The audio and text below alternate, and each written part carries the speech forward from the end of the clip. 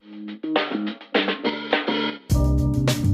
views, thoughts, and opinions expressed during this or any broadcast belong solely to our guests or our hosts. These broadcasts do not represent or reflect the views of their employers, sponsors, or affiliated organizations.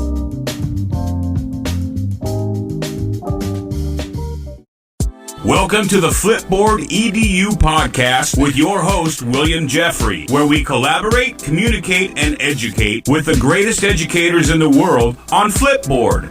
Let's start the show.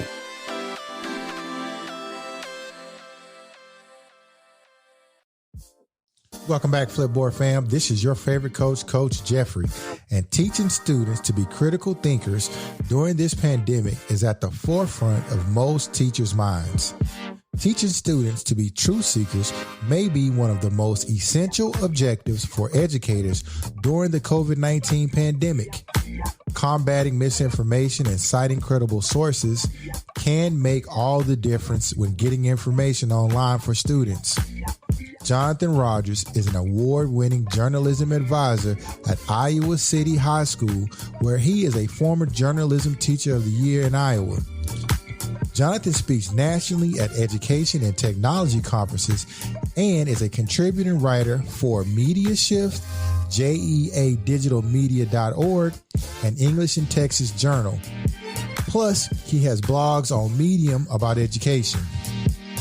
In this episode, we discuss the importance of students becoming critical thinkers and managers of their own social media accounts, as well as the relevance of media literacy.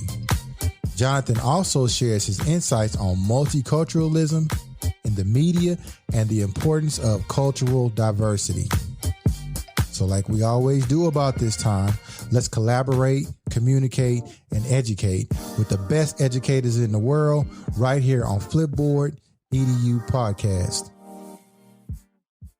Welcome back, Flipboard fam. This is your favorite coach, Coach Jeffrey, and I'm here with another amazing guest, Mr. Jonathan Rogers. Welcome to the show. Thanks for having me on, William. Can't wait to be here with all the Flipboard fam for sure. John, tell us a little bit about yourself. Yeah, I'm a high school journalism teacher. I've been doing it for about 15 years. Before that, I was a reporter, sports and environmental, and it's been great. I've been really enjoyed. I wasn't sure how long I'd do this gig, but I'll tell you what, I love working with high school kids. I love running a high school publication. We do a newspaper, we do a website, we do a morning show when we can, and yeah, that's what I do here in Iowa City. Excellent. And you do a great job at it too. I was an admirer when we met back in those Flipboard functions. So as a journalism teacher, how has your teaching style changed during the pandemic? What we've had here is we've had about half hybrid, half fully online. So what we've been trying to do is stick to our regular schedule, simplify it. And I try and have them only turn in one thing a week on a Google assignment on our Canvas. The big problem that we've had with my students, I think, when looking back at it, and I was thinking about this question, things just get complicated with all the different assignments that students are turning in, all the different programs, all the different windows they got to keep open. So I have really changed to even simplify what they have to do for me even more. Here's your one thing. This is what you're doing this week. This is all you got to do for me. And then on that Google assignment, I may have some more resources for them, or some other things to help them. Keep it simple on what they have to turn in, but give them even more help to do like that one thing, because I'm sure I'm not the only one, but so many kids are I'm so lost and I'm not turning in my work and I got all this other stuff going on and I got 87 assignments to turn in online and they're crying. And so anything to avoid the crying and to simplify it and make it as easy for them as they can, because it's a struggle for all of us this year for sure. For sure. You have a unique job within teaching journalism. Now more than ever, fake news is more a thing. So how do you teach your students in journalism how to combat fake news? Yeah, I'm passionate about teaching media literacy. One of our foundational things, and what I've talked about at conferences, seek truth and report it. I try and train truth seekers. I try and train tough-minded kids that, hey, and it's basic stuff, some of it's not rocket science. Hey, don't just believe what the internet's telling you. Read a couple sources. We had one of our great generals in the military. One of the greatest things we can do to defend our country right now is to have students and all people just read a variety of sources. So and think about about it. Hey, do I trust this source? Do I believe it? Do I not believe it? And I always tell them too, I don't care where you read your news. You can read conservative news, you can read liberal news, but you need to know that's a conservative outlet, and you need to know that's a liberal outlet. And that way that can help you be a better critical thinker when you're seeking your truth and you're finding out what's going on, because part of it is simple, but it's complex. The easy things we can do to teach kids to be critical thinkers and find the truth on the internet isn't that complicated. But the internet, as we all know, is very complicated right now. And there's a lot of different media out there. And that's my other big thing, the word media. Like, media is us all right now. So one of my first lessons I love to teach them is that, hey, if you publish on social media, the media is anyone that publishes to a wide audience. So you are now part of the media. Let's look at what you're publishing. Let's look at other people are publishing so that we can dive into that way. And you know what? Teachers always ask me like, oh, do you have fights? Do you have this? And when I set it up that way, I've never had a problem, knock on wood. And I think just telling people like, I don't have a conservative or a liberal agenda. My agenda is to train good thinking, critical thinking students that are savvy of all of the new media that we're a part of. You said a mouthful right there, sir. I haven't had to bust out my pen and take some notes. Okay. So, hey, I never thought about the fact that when you post to social media, you are a part of the media. Never thought about that one time. Wow. Yeah, like it's really cool to look at the user agreements. Like, these are publishing companies, as much as they don't want to, but they put that on us. So they don't have the responsibility because we are the publishers. We are doing that. So it's our responsibility when we're doing that out there. And I think if we look at it in that way, and I always joke, a lot of this stuff gets serious sometimes. When you're teaching this to freshmen in high school, it's a little bit different story. And freshmen, it's like they'll look at their media feed and they're like, there's always a few of them that are like, oh my gosh, I've branded myself a moron. What have I done? Yeah. So it's really interesting to look at that. And on the Flipboard side, it's really a great resource when they have to save all their stories in there and look at them and be like, hey, what sources am I reading? Should I really believe these? Should I read some other stuff? Maybe it's not great that I'm just reading this amount. Yeah. And I noticed that on TikTok and those other aggregate companies, that when you like something, it sends more of the same stuff that you like. So before you know it, you have subscribed to maybe an all liberal point of view or maybe an all conservative point of view. And now, because the math algorithms are mathematic, there's very little critical thinking that has to go on. Yeah, these algorithms, these things, these bubbles we get inside of, all of this stuff. That's why it's so important to use Flipboard, to use the all sides, to use even Google News is pretty great. If you click on a headline and can jump in there and see a couple different stories. And I asked some scholars and some other people when I was getting in this, I'm like, is there something more that we need to do beyond Google News or beyond a couple different sources on Flipboard or a couple different sources? And they're like, if we can just get people to do that, then we're going to be winning a lot more of this misinformation war that we're losing right now. And I think we are losing it. And I think that's something we need to be honest with teachers about. When I've got into this, there's definitely been people that are like, hey, there's nothing we can do. The misinformation is going to win. And it's been disheartening for me. Misinformation has won this year. It's slapped. And I think we as teachers need to realize that, and that we can get in this fight, and that we can, with some basic, easy stuff,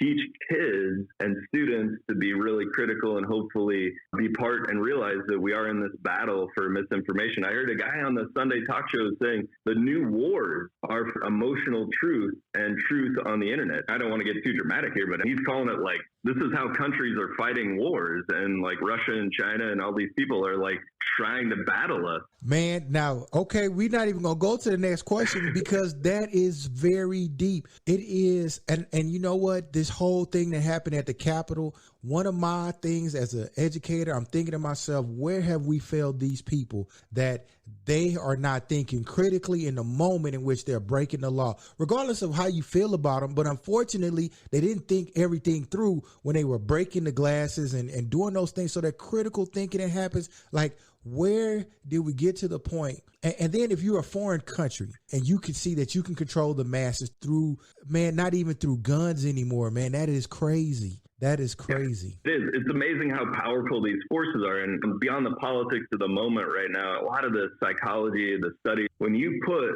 a piece of information, especially an emotionally charged piece of information that may be slanted or biased or misinformation in someone's head, it's really hard to get them to not believe that. It's no matter what other things you read or whatever things that you believe, it gets stuck in our brains. And I don't know what it is about like human psychology and all that, but that's one fascinating kind of fact. And I think that's why it's really important when we're teaching students, as you're forming your opinions or processing information, make sure you take that first step of questioning and finding a couple of sources before you just, hey, I saw it on the internet. That must be true. Hey, there was a video where there were stolen ballots. I'm like, did you watch the whole video? Did you see the whole everything? Did you really question what was going on? And they're like, oh no, it just popped up on my TikTok. I saw that 10-second thing. So I think it's especially, what you're saying with the TikTok, the shorts, and so much of it is biased or slanted or propaganda. And the other thing that this last weekend, now that this is trending and everybody's talking about misinformation, I think one of the things that social media companies can do is help us source the information. Us as teachers, we're always saying, hey, where is this from? Who made this? So not only they can put on the Facebook and the TikTok and the Twitter, hey, this is from questionable source, whether it's my favorite one that I always brought up in presentations. There is a site called thereallyrealnews.com. Fake news. You can't even make this stuff up where that's coming from. But not only could Facebook and Twitter and all this tell us where this stuff's coming from, but they can say, hey, this is the company who made it, and even the country, hey, this is from Russia, or hey, this is from China, or hey, this is from other stuff like that. So that's one thing that I would like to see Google and some of the other big tech companies that could really help us teachers out as we're trying to train tough-minded students and people to be aware. Because that's another thing that is complicated. We say, hey, check your source, but sometimes finding out the source isn't as easy as it used to be. Yeah, that's crazy. Man, you just reminded me of a story of my 5th grade teacher. Her name was Mrs. Reader, believe it or not. Nice. And she told a story that has always resonated with me over the years. And so she told a story of how it's important to think critically because her grandmother her grandmother couldn't read, and her grandmother used to watch television. And that was like in the 50s, 60s. And then what they would do is she would go to the store and only buy the stuff that she saw on TV. And then she would swear that it did what it said in the commercial. And so it was like she just like drilled within us. Exactly. In the 5th grade, she was like, hey, you got to think critically. And she gave me that story. And here I am, 44 years old. I still remember it. And you just brought that to my memory, man. Hey, that's deep right there. That was deep. No, that's great. I think the more we learn about how these marketers and how the social media companies and how they're trying to get us to look at our phones and get us to click on these things. And one of my favorite podcasts about this is the internet outrage from the Daily, and just how a lot of even major news outlets and well-trusted ones are going to very strong emotional appeals to get us to click on it. They all need the clicks now. And I think it's important for us to realize that they are playing with our emotions and they're trying to get us to stare at our phones all day, and that there's a lot of these powerful forces out there. And it's important to talk to some friends that work at Facebook and Apple and other stuff, and when they're monitoring us, they're definitely monitoring our behaviors and what we do, and to get us to make money off advertising. Exactly. And I had a conversation with my son just recently. I'm talking about 3 minutes ago before I got on, and he was watching these videos on YouTube. And I said, son, every time you watch a video on YouTube back to back, even just one, you're paying somebody. So he was like, oh, I don't give him any money. He's 10 years old. And I was like, but you're giving him your attention. And that right there is enough. And that's payment enough. It's true. And it is. I think that people realize, and sometimes I like the advertisements that are popping up on my Instagram feed and other things. I'm like, oh, I really do want to buy that, or that's nice. They really do know me. But it's scary. Like, they do know us, and they do know, and they're even like listening to what we say on our phones to know all to put the next ad up there. And one of the other lessons that I share at some of these conferences too is that from a McDonald's guy, which really helped me understand how all this advertising works, is that he has $50,000 that he can give to Twitter and Facebook, and he'll make a Kansas City Chiefs football ad, and he'll be like, I want to sell the Big Mac Super Kansas City Chiefs deal this weekend for the football game. and I'll pay Twitter $10,000 and they will guarantee me that anyone who likes the Kansas City Chiefs, has tweeted about the Kansas City Chiefs, or has any affiliation with the Kansas City Chiefs on Twitter will see my Kansas City Chiefs football cheeseburger special ad this weekend. And I'm just like, wow, like that's amazing targeting marketing. And I understand totally how that works and how they make a lot of money selling ads that way on social media. Yeah, that is nuts. Hey, man, so how did you get started with Flipboard? Yeah, so one of the things I did want to talk about, like, I love using Flipboard with my journalism classes and my language arts classes. We try and read the news. We read a variety of sources. They flip stories in a magazine every semester. So each day I have to flip one in there almost every day. And that's the main way that I started using it, is a place where they can collect the stories that they're reading off the internet in their Flipboard magazines. And one thing I have noticed before, like 10 years ago, it was a lot of silly stuff, a lot of things you'd expect teenagers to be reading. But do you know what? In the last couple of years, it's a lot of serious politics that they're reading. And I think kids are aware that, hey, there's some serious stuff going on and I need to be informed and I need to read about it. And that's a great thing about seeing the reading habits of my students. And the other big thing is I love using Flipboard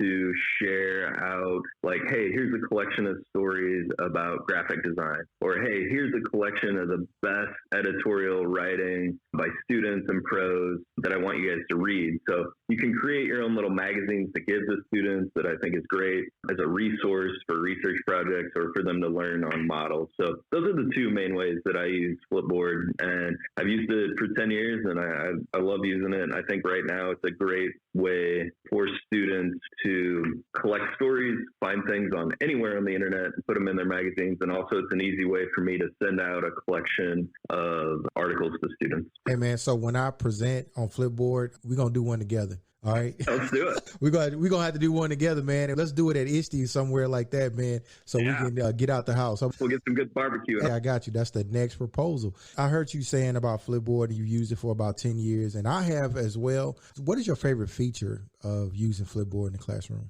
I think my favorite feature is going back to a place where they can look back on their stories, can really evaluate their reading habits. And I love the flip it button. If you want to get to, I think this will probably answer your question a little bit more, is adding the Chrome flip it button, because we're a Google school and they can add it and then they can go to any site on the internet. And if they find a resource, they find a research, they find that, they hit that little flip it button, they can add it right to a magazine and it's collected there. I know the AP research teachers love that feature as students are collecting resources from all over the internet. I've looked at some other stuff and I still think Flipboard and the flip it button is the best place to collect a bunch of stuff into a magazine and be able to create a link and use it in your writing and source material. And I think as we're teaching to think about their sources, one of the best ways to teach that is, like, what sources are you using in your writing? So as an educator, what skill do you want to see most with your students leave your class? I think I always fall back on, this is an old University of Iowa, I'm a Hawkeye, go Hawks,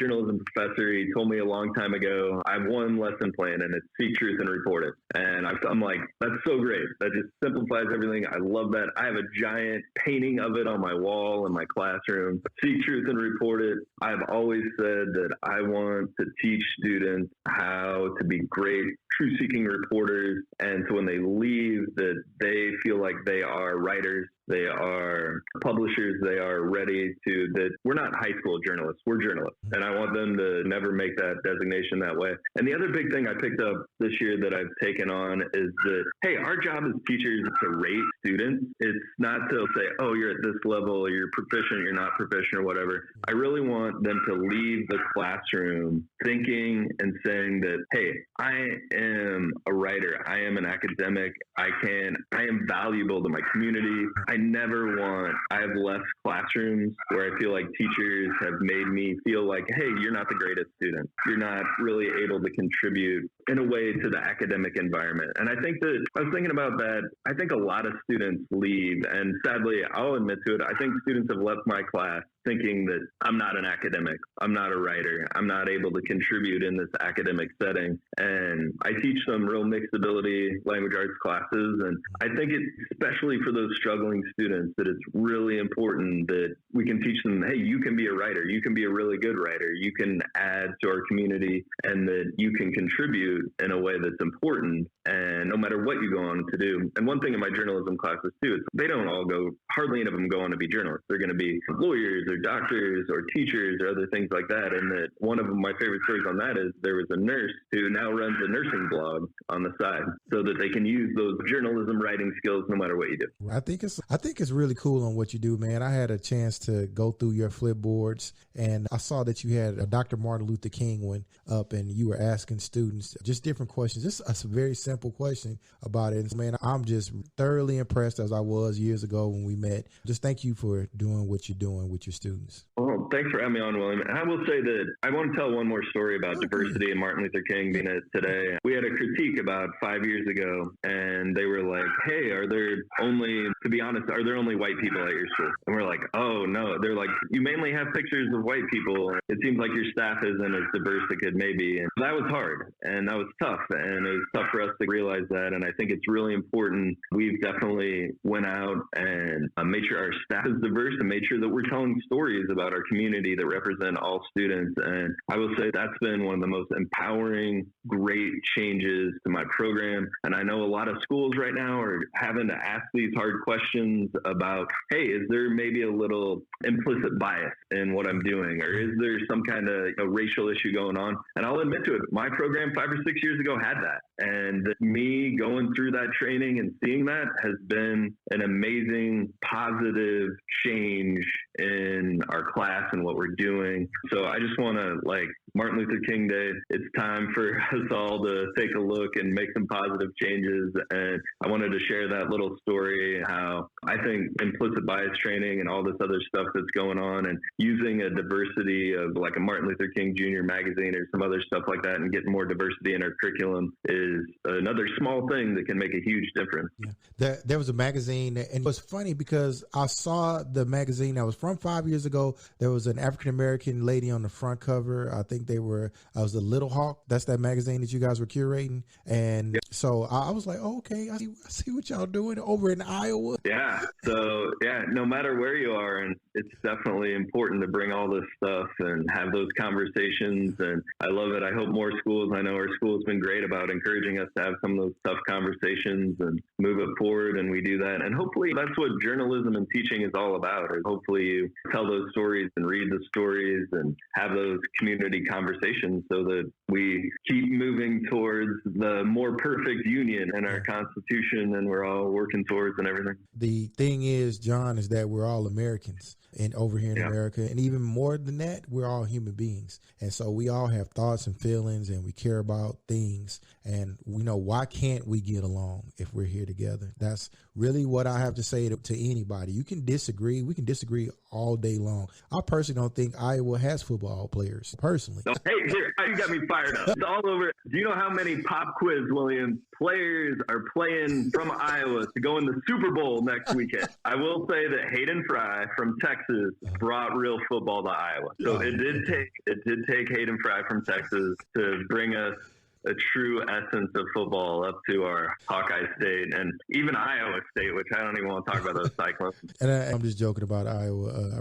I'd like the state. I'd have to drive through there from time to time. So I really just appreciate the fact that we can joke about it and not be any hard feelings. And I just wish that the people who lived in America would go back to that. I do want to say one thing on that. When I teach bias, sports is the best way to teach bias of, hey, do you have a LSU bias or do you have a Texas football bias? And it's really funny, and it seems like we all can joke about football biases, and that's a much easier conversation than for some reason it is just impossible. Or the political divide is super emotional and divided right now. So it's nice that I hope that we can get back to more joking about our differences and finding those middle grounds, because I do think the essence of that competitive sports, hopefully, and art is the same. It's like debate, and hopefully it can rise and make us better people. Yeah, it should, man. It should. And we're only going for the person who is going to help us all become better. That's the way I see it when I vote. My man didn't win, okay. Or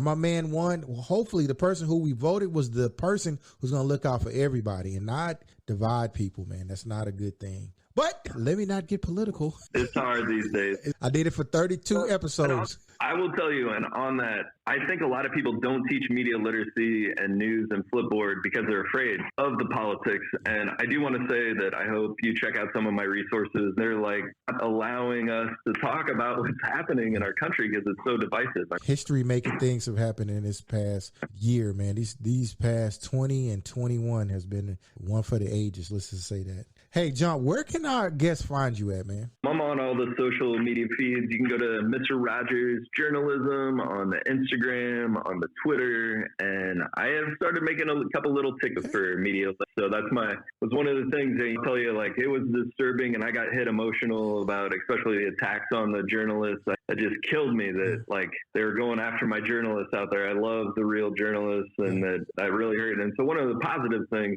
I was like, all right, I'm going to try and share some little TikToks and some of my old stuff out there with the world so that hopefully that can be a positive contribution to let people know about the good sides and how to be critical thinkers in the media and add some of this stuff in our class. Hey, for sure. And I tell you what, when you share it, man, if I miss it, tag me in it, buddy, and I'll share it in my stuff too, because that is so critical. I appreciate you having a conversation with us tonight, man. Thank you for coming on the show. Ladies and gentlemen, it is now time for Flip Tips. Today's Flip Tip is brought to you by my homegirl, Terry Porter, from her blog on medium.com entitled Making Flipping Easy. There are certain controls in the iOS Share dialog box that I use with a lot of Flipboards. So I changed these settings on my iPad and iPhone to make flipping easy. Number one, I want Flipboard to be my primary app of choice for sharing. Those app icons in the Share dialog box are movable. Just press the icon, select, and move it. Number two, there are certain share options only available in Flipboard. These include Promote to Cover, which moves an image you flipped into your magazine to the cover of your magazine. And you can remove from your magazine, which gives you the ability to remove a flip. Shout out to my homegirl, Terry Porter, for that flip tip. Thanks, Terry. Flipboard EDU podcast is a great resource for teachers, students, and administrators. Flipboard fam, thanks for sticking with me on this episode. I want to thank Jonathan Rogers for talking with us about educating truth seekers. You can read more about this episode and other educators on our educators blog on flipboard.com.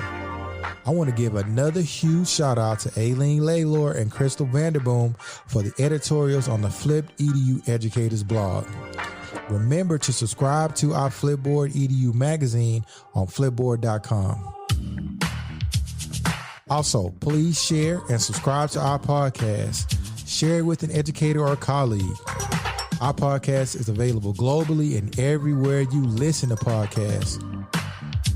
You can also tell us what you think about our show or suggest topic ideas. You can reach out to me on Twitter. My handle is @Coach Jeffrey, and you can like us on Facebook at Flipboard EDU Podcast. Until next time, family.